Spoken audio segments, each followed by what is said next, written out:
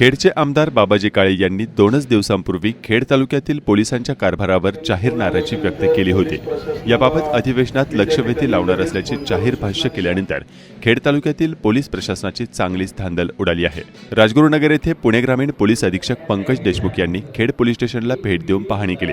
Police पाटलांची बैठक घेऊन शहरातील नागरिकांशी संवाद साधला। खेड पोलीस स्टेशन अंतर्गत सर्व अवैध धंदे 2 दिवसांत बंद करण्यात येणार असल्याचे यावेळी सांगितलं। यावेळी पत्रकार परिषद घेत पुणे ग्रामीण पोलीस अधीक्षक पंकज देशमुख यांनी प्रसारमाध्यमांशी संवाद साधला। आज मी खेड राजगुरुनगर येथे माझी वार्षिक तपासणी आहे त्यानिमित्ताने आलो। त्यामध्ये आमच्या कर्मचाऱ्यांची भेटणे, अभिलेख तपासणे, इथले जे गुन्हे घडत आहेत त्याचा आढावा घेणे, त्यासोबतच इथली कायदा आणि सुव्यवस्थेची कशी परिस्थिती आहे ह्या सगळ्या गोष्टींचा आढावा घेणे, हे सगळे आमच्या वार्षिक सर्वसाधारण तपासणीचा एक भाग असतो। त्यासोबतच पत्रकार असतील, प्रतिष्ठित नागरिक असतील, पोलीस पाटील ह्या सगळ्यांच्या सुद्धा भेटीगाठी होत असतात।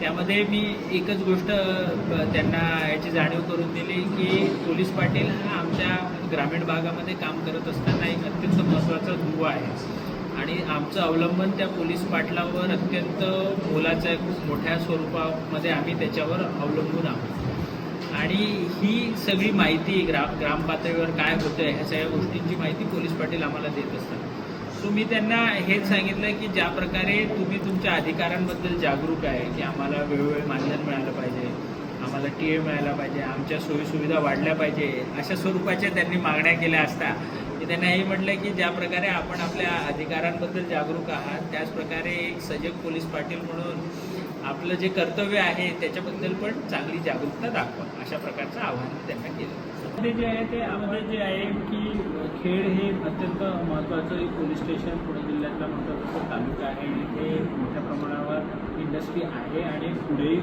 येऊ घातलेली आहे। यामध्ये इथला जो SEZ असेल, इथला इंडस्ट्रियल एरिया असेल, MIDC असेल, इथली कायदा आणि सुव्यवस्था अबाधित राखणे हे आमचं कर्तव्य आहे। हे करत असताना मध्यंतरी ज्या काही घटना घडल्या आम्ही त्याचासुद्धा आढावा घेतला। त्याच्यामध्ये गुन्हे दाखल आहेत, आरोपीसुद्धा अटक करण्यात आले। पुढेही अशा स्वरूपाच्या घटना घडणार नाही ह्याकरता खबरदारी जे काही गोष्टी करणे अपेक्षित आहे त्या सगळ्या आम्ही करत आहोत।